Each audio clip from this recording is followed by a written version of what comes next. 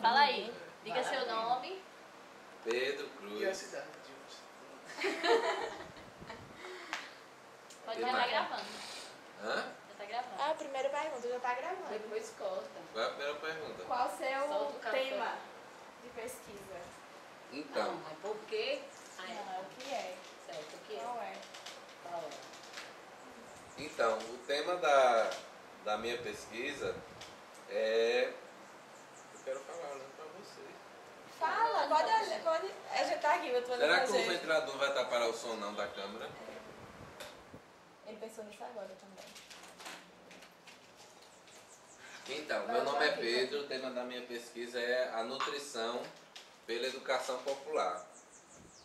De que forma a gente pode pensar numa outra teoria, numa outra prática da nutrição inspirada pela educação popular. Certo, mas. Qual é a outra? Não, mas por que você escolheu esse tema? Não, então, eu escolhi porque... Porque assim, na verdade eu escolhi porque eu sou formado em nutrição, fiz o curso de nutrição pela Universidade Federal da Paraíba, me formei nutricionista e em paralelo com a minha formação enquanto nutricionista eu tive uma formação na educação popular a partir de projetos de extensão, né? Principalmente o projeto Educação Popular e Atenção à Saúde da Família, o PEPAS. Né? E aí assim, nessa experiência eu pude viver uma coisa que muitos colegas vivenciaram, não só no curso de nutrição, como eu imagino que em outros cursos, que é o chamado paralelismo entre os currículos. Uma coisa era o currículo e a experiência da formação na nutrição, do jeito que ela é, com suas disciplinas, com suas perspectivas políticas, ideológicas, pedagógicas, e viver o currículo da educação popular a partir da extensão popular, que tem outras, não tem disciplina, tem vivências, e tem outra perspectiva política, ideológica, cultural, pedagógica, enfim. E eu vivi essas duas coisas muito junto. E eu acho que eu comecei a me indagar, como acho que várias pessoas que passam por essa experiência se indagam, é assim, não dava para as duas coisas andarem juntas, né? Assim, então quem faz fisioterapia deve pensar isso, quem faz medicina deve pensar isso. No meu caso foi pela nutrição. Então é possível pensar uma nutrição que se oriente pelos princípios da educação popular, né? E não pelos princípios do tecnicismo, do biologicismo, da visão cartesiana, né, hospitalocêntrica, que é burguesa, que percorre o currículo de nutrição. Hoje na UFPB e em várias outras instituições do Brasil. Então a grande inquietação minha era essa. Aí assim, só que essa inquietação eu comecei a responder não com a pesquisa, comecei a responder junto com outros colegas e com a professora do curso de nutrição, criando um projeto de extensão. Então a primeira tentativa nossa de responder essa pergunta foi dizendo, vamos então tentar fazer essa união da educação popular com a nutrição. E aí essa tentativa de união, a gente começou a tentar observar ela pela prática e não pela teoria. Assim, vamos fazer um seminário para ver os encontros teóricos entre a educação popular e a nutrição. Não, a gente foi tentar vivenciar na prática. E aí a nutrição estava dada já na nossa formação, no nosso currículo, ela estava na área. E educação popular a gente encontraria onde? A gente encontraria educação popular na favela, na comunidade, na realidade onde estão os trabalhadores mais sofridos desse país. Então o que a gente decidiu? Fazer um projeto de extensão que fosse ao encontro dessa realidade social. E aí lá a gente descobriria como é que a nutrição ia se desenvolver. A gente não foi muito com a receita de bolo pensada, uma receita pronta. A gente foi com um desenho inicial, porque como a gente ia trazer muitos estudantes para trabalhar no projeto, não era para também ser uma coisa solta que ninguém soubesse o que fazer. Tinha um ponto de partida, mas era tão somente isso, um ponto de partida. E aí, a partir dessa experiência do PNAP, eu nem falei o nome do projeto, né? O PNAP PNAB, que é o Projeto Práticas Integrais da Nutrição na Atenção Básica, esse foi o primeiro nome dele. Ele ficou de 2007 até 2012, 5 anos, com estudantes do curso de nutrição da UFPB. E de 2012 até 2014, continuou assim, ele abriu inicialmente para medicina e depois para todos os cursos da UFPB. E ampliou a ideia de ser práticas integrais de promoção da saúde e nutrição na atenção básica. E aí a gente já está com 7 anos de projeto, e aí foi interessante porque desde o início do projeto a gente não se restringiu ao que se espera que seja a atuação do nutricionista. Mas a gente foi, a partir de algumas experiências mesmo, foi tentando fazer o que se espera do nutricionista também em outros cenários. E não só, como eu disse, o que se espera do nutricionista, mas também colocando o nutricionista em cenários onde ele não costumava andar. Então, eu estou falando não do cenário geográfico, eu estou falando do cenário social, não, do cenário de ação social. Por exemplo, o nutricionista participar do Conselho Local de Saúde, o nutricionista participar da participação popular.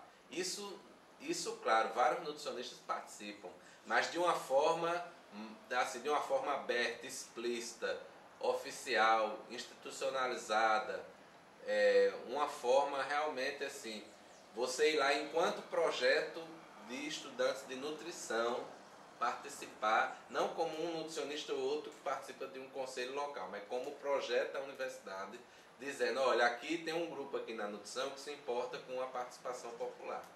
Então, e a gente ganhou até um prêmio com isso numa amostra de alimentação e nutrição no SUS. Foi uma coisa que o único prêmio que o PNAB ganhou nessa amostra foi esse. Chamou atenção, né? Ou seja, o nutricionista na gestão participativa do SUS, né? Outra coisa foi o aconselhamento dietético, né? Isso é uma coisa mais própria do nutricionista, que a gente disse, vamos tentar ver se é possível fazer diferente. E foi, e deu muito certo, porque naquele espaço do aconselhamento dietético a gente via que uma outra nutrição, mesmo no ambiente mais individual e clínico, é possível. É possível uma nutrição respeitosa, humanizada, que articula um plano dietético e dietoterápico a partir das possibilidades do paciente, não enxergando ele só como paciente, mas como cidadão inserido dentro de uma sociedade, né?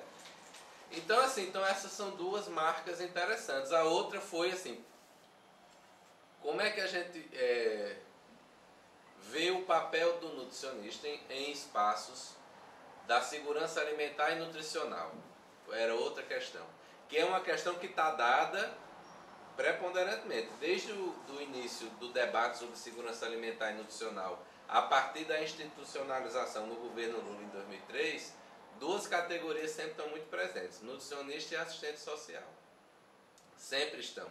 Mas a nossa pergunta era, quando a gente começou a criar o PNAB, é possível o programa Bolsa Família não se restringir a verificar condicionalidades de peso da criança, de idade da criança, de vacina da criança, se a criança está indo na escola ou não. É possível transpor isso aí para fazer mais com aquelas pessoas que estão em vulnerabilidade e que recebem o Bolsa. Então aí a gente criou um grupo, o chamado PBF, dá até saudade, né? Que a gente não tem mais o PBF. Até tem, mas a gente foi mudando os nomes.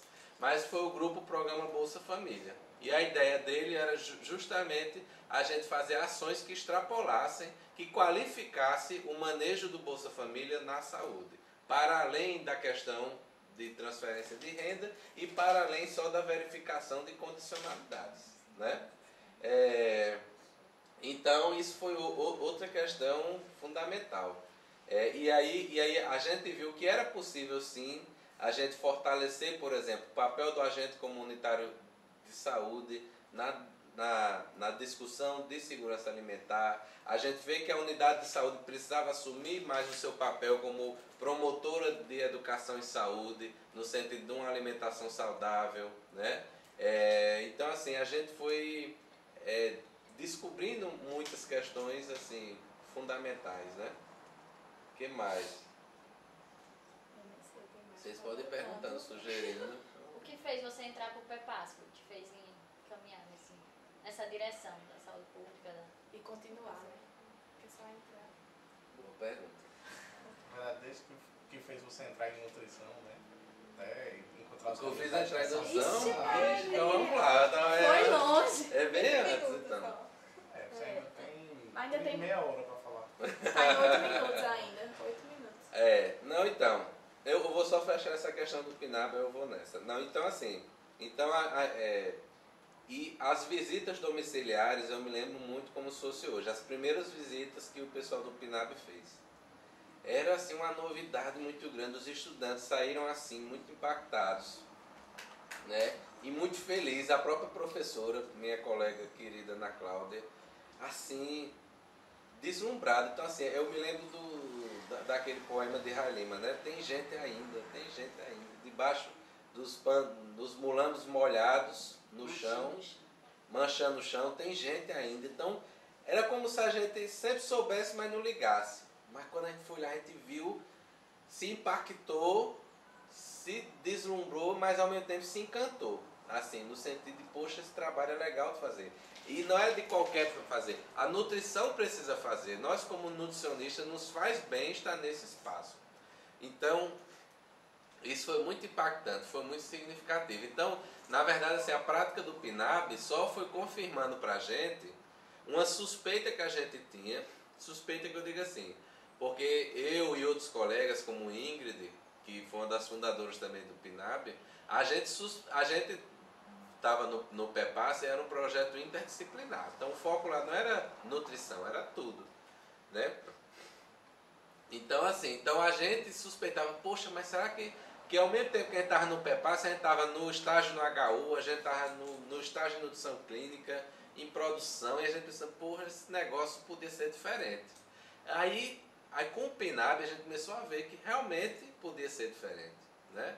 E aí essa tese, voltando ao início da pergunta, eu acho que um desdobramento disso. Agora que a gente já viu, que já sentiu, já exercitou, já vivenciou e continua vivenciando, né, a gente dizer um pouco assim, então que conhecimento foi produzido aí nessa experiência sobre a nutrição. Aquela nutrição lá não é a nutrição do McDonald's. Aquela nutrição lá não é a nutrição da Coca-Cola, da GR, não é a nutrição do HU, aquela nutrição é outra. Mas que nutrição é essa? Uma coisa é eu dizer de boca, outra coisa é a gente sistematizar isso num texto. E para mim é só sistematizar. Essa tese não é uma ideia da minha cabeça. Essa tese é uma coisa que foi construída com as pessoas que construíram aquela experiência. Inclusive pela comunidade, né? Que quando isso foi uma questão muito importante também, a gente levar a discussão da nutrição para a comunidade mais pobre, porque a comunidade mais pobre economicamente tem a visão que nutricionista é profissional de elite. Para a elite, vai passar tudo diet light, né? E que isso a comunidade não pode fazer, né? E aí, uma liderança lá da comunidade, ela nem gosta desse tipo de liderança, que é Dora, que foi uma das primeiras pessoas que a gente se aproximou e que abraçou o PNAB na comunidade. Ela tem uma fala que é a tese para mim, né? Que ela no início ela não queria o PNAB, porque o que é que o nutricionista ia fazer em favela? Em lugar que a pessoa só comia cuscuz com ovo de manhã, cuscuz com ovo de tarde e de noite, né? Então ela não estava nem aí para o PNAB, para o nutricionista, porque não ia ter efeito nenhum aquilo para a comunidade. Mas depois de muita insistência nossa, junto com ela, e da gente dizendo, olha, vamos ver no que dá, e da gente começar a fazer, e de umas menininhas assim, meio entoada e ousada, começaram a entrar lá, né, Drica, Amandinha, aí começou a conquistar a própria comunidade, no sentido de dizer, não, o nutricionista não é só para passar dieta, cara. O nutricionista é para ensinar a gente a comer melhor, mesmo tendo restrições econômicas, a gente pode comer melhor. E aí ela fala isso, aí Dora disse, aí eu comecei a ver que nutrição não era só a alimentação, não era só, né, aquela coisa daquela uma alimentação mais burguesa, de elite, mais de moda e tal. nutrição era eu ter um parceiro lá para me ensinar ela não diz com essas palavras, mas o que eu interpreto da fala dela é isso. Nutrição vai muito além da dieta em si. A nutrição exige você ter parceiros na sua luta por se alimentar melhor e por garantir esse direito. Então, ela falou isso num vídeo do PNAB, um vídeo que ganhou o prêmio. Então, assim, ela falou isso, essa é a tese.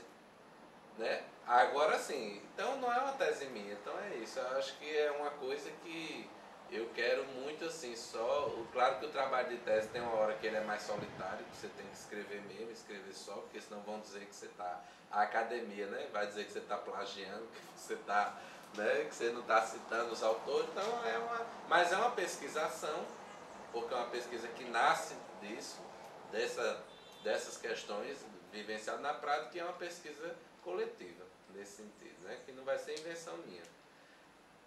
Como eu me encontrei com a nutrição, né? E depois com o quê? Ah, então, mas antes do PEPASSE perguntaram da nutrição, né? Então, é porque uma coisa foi primeiro, né? Meu encontro com a nutrição é engraçado. Eu até quando estava tentando escrever esse memorial, quando eu não consegui escrever muito, eu escrevi uma página. Eu comecei falando assim, que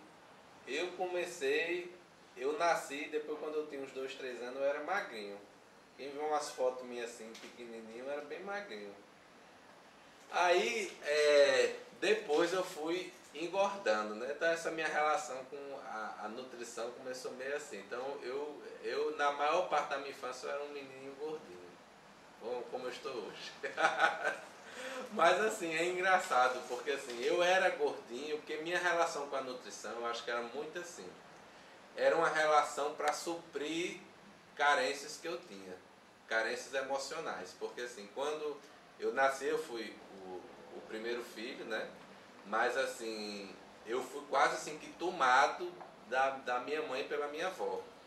Tomado assim, não, eu digo, as coisas foi assim, eu fui me criando mais junto com a minha avó. Minha mãe, logo no ano seguinte que me teve minha irmã, né? E aí minha avó e meu avô não tinham mais, né? Assim, tinha uma filha só, que já estava casada, e aí minha avó começou a me mimar muito, ia fazer um quarto na casa dela para mim, e eu fui ficando muito lá, né? Por carências da própria minha avó também, que Deus a tenha, né? Mas eu acho que era muito isso. E minha mãe foi deixando, meu pai nunca gostou disso, né? Que eu era o único filho homem, ele queria conviver mais, mas acontece que minha avó, por ser uma mulher também muito assim, muito decidida, muito que se impunha muito, ela acabou que foi me levando mesmo e eu fui ficando. E aí minha mãe ficou com minhas irmãs e minha avó comigo. E eu vivi então sozinho na casa de uma senhora de já 40 e poucos, 50 anos, afastada das minhas 2 irmãs. E minha avó era aquelas idosas assim, né? Que não tinha muito o que fazer dentro da casa dela. Eu não tinha muita companhia, nem tinha muito o que fazer. Qual era a diversão? Ver televisão e comer. Então, assim, eu era muito gordinho, talvez, assim, minha relação com a nutrição começou para suprir uma carência afetiva e emocional. Eu sentia falta da minha mãe, sentia falta do meu... Não que eu não gostasse da minha avó, mas eu queria estar com meus pais também. É tanto que meus pais, isso é engraçado, eles moravam no Cristo, bem pertinho de onde é a nossa comunidade, pertinho do IML ali. Num prédio que tem que estar todo escatembado já esse prédio, mas eu passei muito tempo ali. Meus pais moravam ali.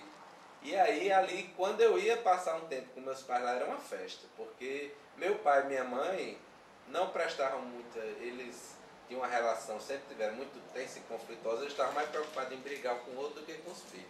Aí deixava os filhos soltos, entendeu? Tinha esse lado bom. Então quando eu ia para a casa dos meus pais, e o prédio era cheio de criança.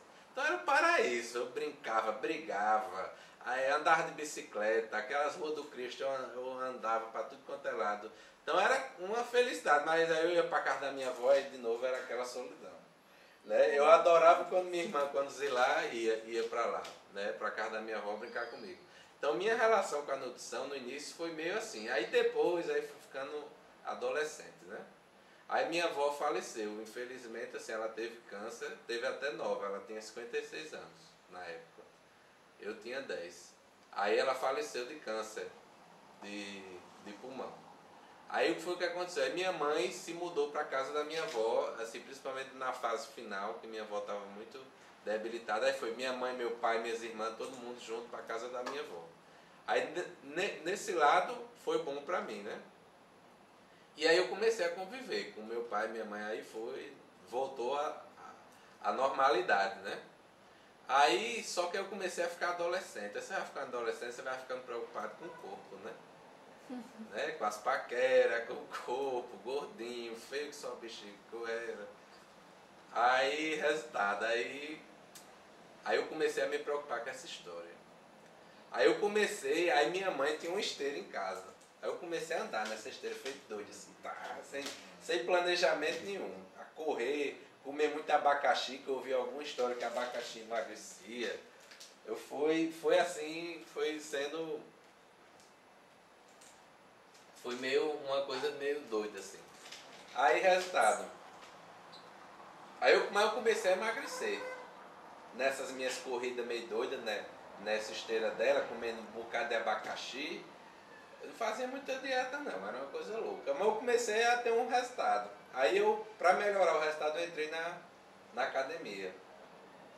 Aí foi que eu perdi mesmo, assim, aí eu emagreci bastante mesmo, emagreci uns 20 quilos ou mais, 25 quilos. Aí pronto, aí eu fiquei feliz, assim, aí chegou a época do vestibular, né? Eu sempre quis medicina, sempre quis, meu avô projetava isso para mim, minha avó, eu brincava quando eu era criança eu brincava de ser o meu médico pediatra, brincava que eu tinha consultório, mas é engraçado, porque eu brincava de duas coisas, eu brincava de médico e também de professor. O meu guarda-roupa era uma desgraça, porque eu pegava o giz da escola e ficava riscando meu guarda-roupa, como se fosse dando aula, entendeu? Minha mãe chegava assim no quarto, tava o guarda-roupa todo riscado, de giz. Ela, Pedro, pelo amor de Deus. Mas eu brincava das duas coisas, mas eu estava mais para a área de saúde mesmo, eu gostava muito de biologia, então eu me identificava com a saúde no vestibular. Então eu nem cogitei pedagogia, a parte de professor. Mas aí eu disse, rapaz, mas eu achava que eu não ia passar em medicina, não sei porque eu era um aluno bom, assim.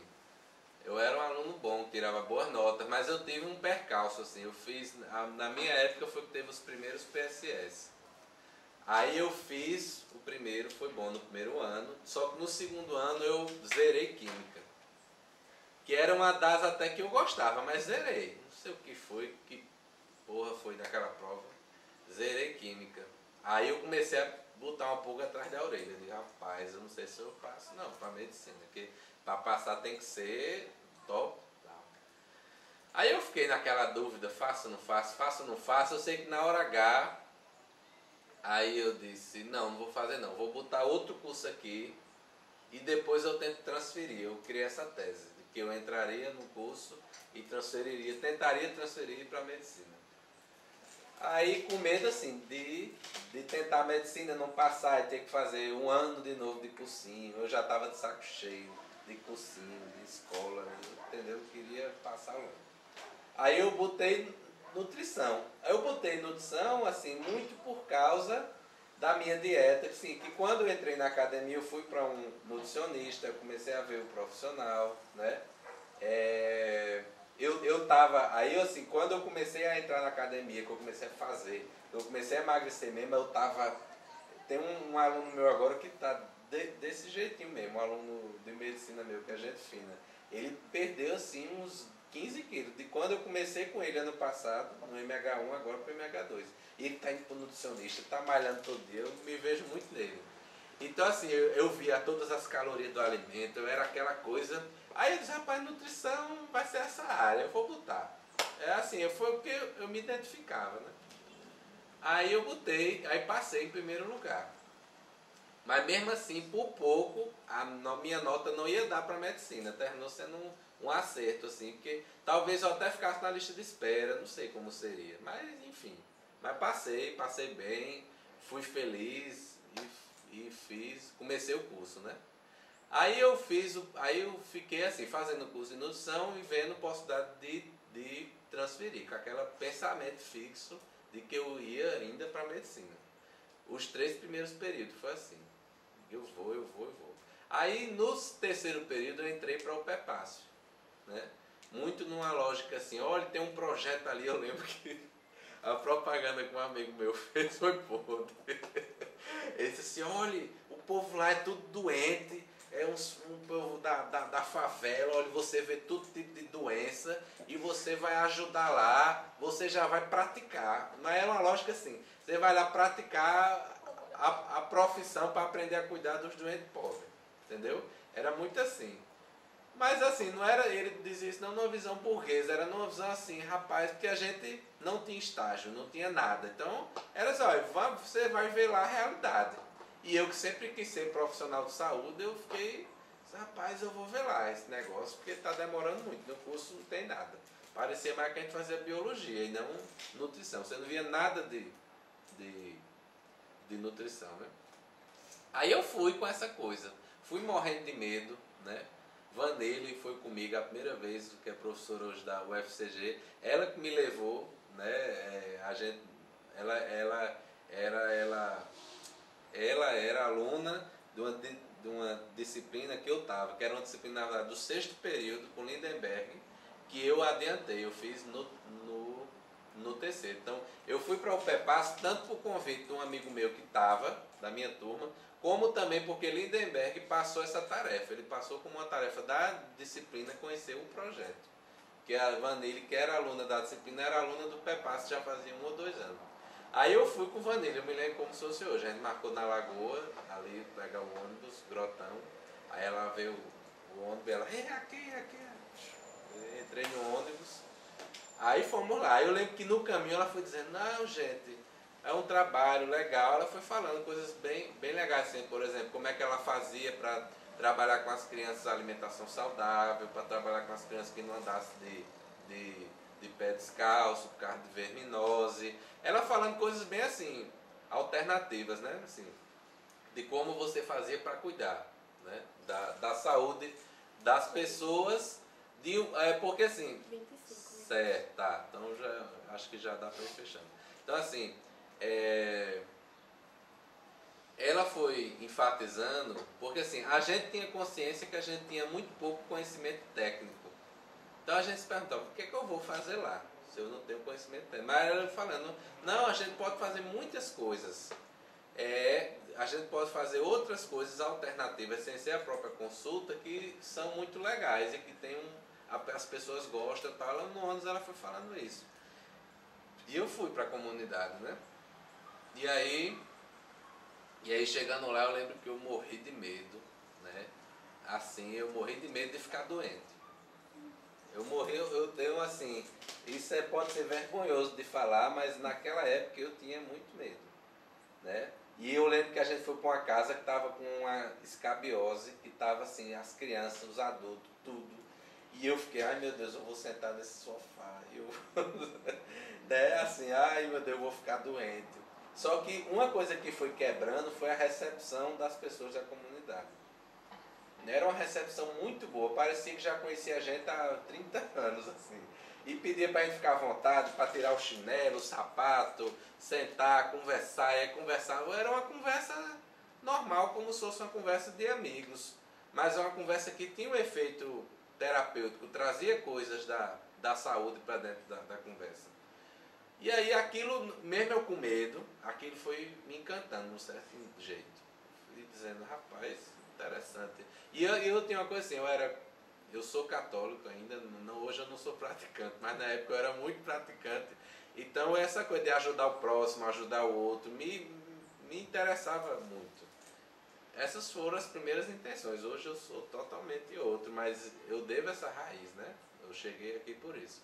Aí o que foi que aconteceu? Aí eu peguei, aí aquilo foi me encantando, mas eu muito enojado. Eu cheguei em casa e tomei um banho de álcool. Sério mesmo, porque eu tinha medo de ficar doente. Mas por algum motivo, na outra semana eu fui. Por algum motivo não, acho que o motivo maior é essa coisa, tanto de descobrir o que era ser esse profissional, que eu na época eu achava ainda que era ser médico, e ajudar as pessoas. Eu fui. E olha que pra mim não era fácil, eu tinha que andar 20 minutos a pé da minha casa até a parada de ônibus, pegar mais 30, 40, 50 minutos de ônibus, dependendo da coisa, até o Grotão, para poder ir para essa comunidade. E sábado de manhã, né? E eu comecei a ir sem ser do projeto. Isso é engraçado.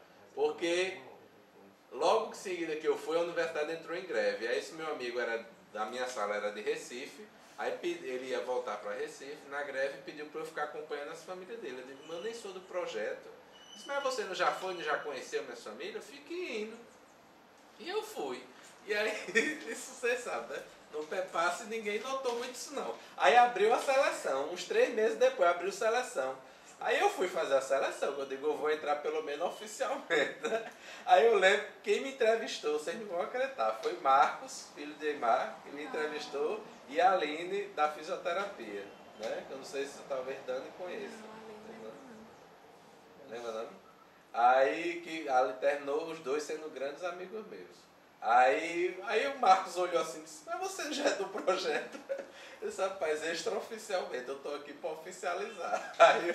Aí eu fiz a entrevista e entrei. Então assim, e aí eu não parava de ir, não conseguia deixar de ir, e as coisas foram assim, evoluindo, e eu fui evoluindo o meu pensamento, o nojo, o medo foi se perdendo pelo encanto com a conexão que eu podia fazer com aquelas pessoas.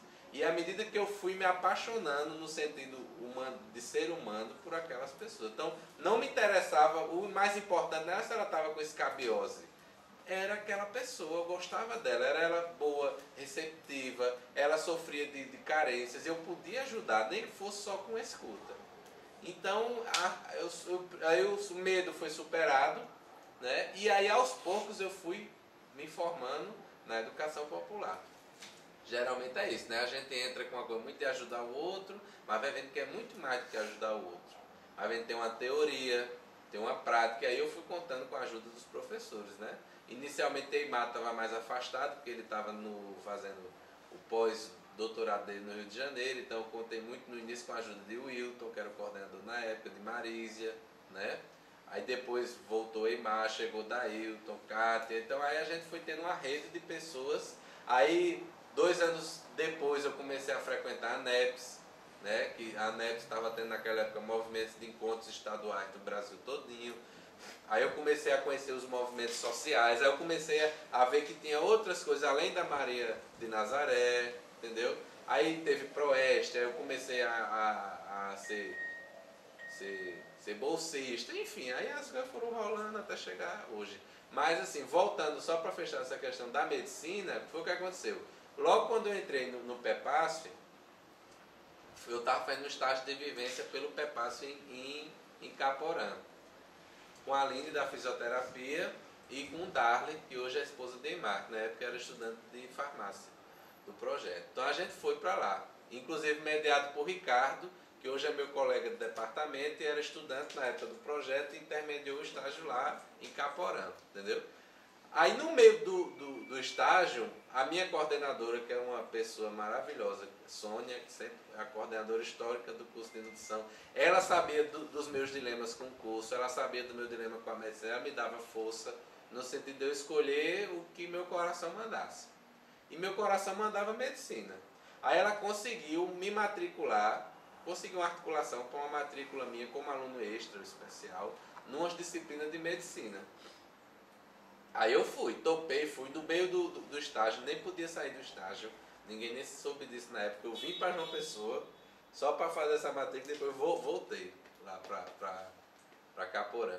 Aí pronto, só que aconteceu uma coisa meio louca, que até hoje eu acho que foi Deus e foi as energias aí conspiratórias, não sei. Porque quando eu entrei na turma, a primeira aula, eu lembro hoje, foi histologia. E era uma turma do 2º ou 3º período de medicina já. Aí eu fui assistir essa aula de histologia com eles. Rapaz, quando eu cheguei cedo, sentei lá, fiquei esperando e o pessoal foi chegando, né, da turma de medicina. Mas começou a me dar uma coisa tão ruim dentro de mim, assim, como se dissesse assim, rapaz, esse não é o seu lugar. Tanto o olhar deles era um olhar ruim, era um olhar meio O que é que esse rapaz está fazendo aqui? Ninguém nem sabia quem eu era. Eu podia ser um estudante de medicina transferido, ninguém nem sabia que eu era de nutrição, mas sabia que eu era estranho. E era um olhar, entendeu? Pesado. E eu me sentindo mal. Rapaz, eu comecei a sentir saudade da minha turma de nutrição, que a gente já estava integrado no terceiro período. Aí eu comecei a me sentir mal. Aí chegou o professor uma energia muito pesada. Eu disse, rapaz, eu não estou bem. Aí eu peguei e saí no meio da sala, fui encontrar minha turma de nutrição e fiquei com eles. E depois eu não voltei mais. Mas foi na mesma época que eu fui entrando no PEPAS e fui me desenvolvendo. E aí o PEPAS, de certo modo, me tranquilizou. Não no sentido de dar uma resposta, mas dizer assim, você está fazendo uma coisa que você gosta. Vá fazendo. Aí eu fui fazendo o curso de nutrição, fui fazendo o PEPAS. Na medida em que eu achei uma coisa em que eu me sentia completo, em que eu sentia que eu contribuía, em que eu sentia que eu podia fazer alguma coisa ali, entendeu? Eu me tranquilizei em relação a essa coisa da medicina. Eu, sim, parei de pensar naquilo, por mais que eu não queria. Até que quando eu estava perto de me formar, mas aí eu continuei meio com a dúvida. Eu digo, rapaz, eu vou ser nutricionista mesmo, será que é isso que eu vou querer? Já perto de me formar, mesmo estando já desenvolvido no PEPAS e tudo, né? Mas aí eu comecei a ver aos pouquinhos que eu podia trabalhar em saúde pública, eu podia me virar como nutricionista fazendo aquilo que eu estava fazendo. Aí começou a vir a possibilidade do professor. No sentido assim, de que eu comecei a ver que eu podia casar duas coisas que eu gostava muito, que era a nutrição, apesar dos dilemas do nosso currículo, mas eu estava gostando, dominava e tal, e a questão de ser professor, de ser educador. Você podia casar as duas coisas e ganhar dinheiro. Eu sabia que não ia ser fácil. Medicina, claro, a gente sempre sabe, sempre soube que não é fácil no sentido de, mas ganha muito melhor por muito menos, né? Mas eu digo, vamos encarar esse negócio. E aí, assim, no final já, aí lá na própria comunidade eu estava prestes a me formar, eu tive duas conversas que definiram o meu rumo, assim, né? Foram três coisas que definiram o meu rumo. Duas conversas e o PNAB, né? As duas conversas foi uma com 50 minutos. 35. Ah, tá, falta assim, tá. Aí uma conversa foi com Eimar. Não, primeiro foi com o Wilton. Eu perguntando o Wilton, naquela época a gente tinha duas opções, geralmente. Quem não era de medicina tinha a residência, que é um pouco como hoje mesmo, ou tentar algum mestrado. Só que o mestrado naquela época era muito mais fechado para quem era da área de saúde. Não era como hoje, que a gente, assim, mal ou bem, a gente consegue, o pessoal da saúde foi ganhando uma força lá, que até professores de outras áreas que não de saúde acolhem quem é da saúde, entendeu?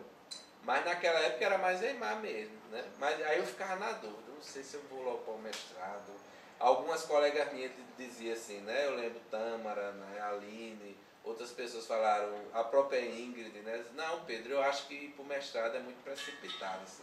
A gente precisa ganhar mais prática profissional, precisa trabalhar, precisa ir para uma residência. O mestrado é uma coisa mais depois. E aí o Wilton me falou uma coisa que foi fundamental. Eu estava na dúvida se eu ia tentar as residências ou se eu ia para o mestrado.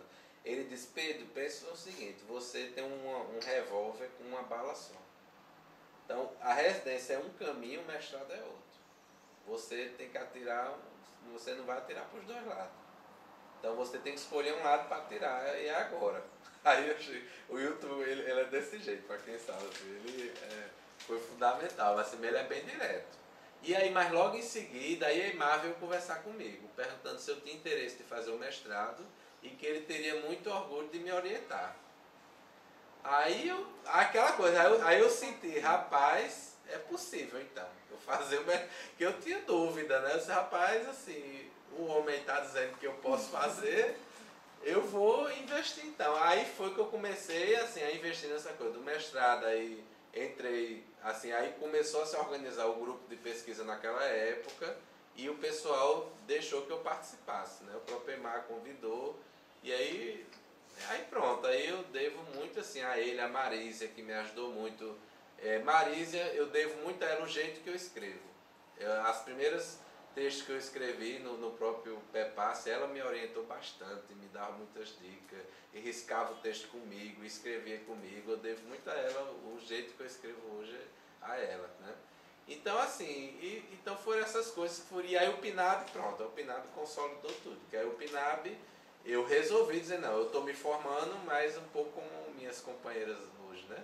Eu vou continuar aqui na universidade. E aí meus colegas tudo não gostaram muito, respeitaram, mas eu senti assim, não, tem que ir para o SUS. Aí muitos vieram para gestão de João Pessoa na época e tal.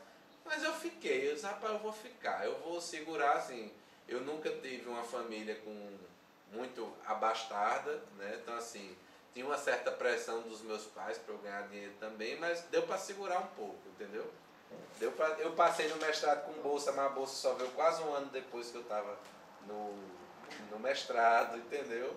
Então assim, mas eu fui segurando o quanto deu, e aí pronto. Então foram essas coisas que eu acho que foram fundamentais. Então, para fechar, já que está chegando o tempo, né? Tá gravando mesmo, né? Depois dessa fala todinha, cuidado para não perder essa coisa. Espero que esteja. Vem. Agora parou, é sério. Agora parou. Não parou? Só porque eu disse, foi? Não. Gravar. Hã? Não, mas tá gravando. Mas ele fica gravando. O tempo tá contando. Não, pelo amor de Deus. Acho que era para ter um gravador de voz junto. Pegando a voz, tá vendo? Aqui. Tá, fecha. Vai, fecha aí. Esse Ju. negócio todinho. A gente descobre já. A gente já fala. Podre. Não, então assim, eu sinto assim que teve uma. Aí quando eu fui fazer o mestrado, agora acho que vai fechar mesmo. Quando eu fui fazer o mestrado, foi Eimar que sugeriu que eu estudasse a ANEPOP, né? Desde o mestrado, eu queria estudar um pouco essa coisa da nutrição, alguma coisa assim. Mas na mesma época que o PNAD estava sendo criado e que eu estava indo para o mestrado, a ANEPOP estava pipocando, a Articulação Nacional de Extensão Popular. E Eimar falou para mim, olha Pedro, eu acho que dava uma ótima pesquisa você contar essa história da ANEPOP. Essa ANEPOP é muito importante, essa história tem que ser contada. Aí eu mergulhei. Foi outro alvo também de muita crítica pelas pessoas mais próximas. Não sei dizer, mas era você é da nutrição, mas você está indo estudar um objeto que é da educação como um todo, e você está indo para uma pós-graduação que é da educação como um todo. Você tá se afastando da nutrição totalmente. Será que isso é bom? Né? Até em termos de carreira, você pensava, como é que você vai fazer um concurso para a área de saúde, tendo uma pós em educação, e nem o seu estudo é na área de saúde? Então tinha muito, mas eu fui, encarei, foi bom, fiz o mestrado, mas aí quando chegou o doutorado, eu disse, não, agora chegou a hora. Então assim, chegou a hora, deu como o Zé Neto estava falando ontem um pouco no nosso grupo, né?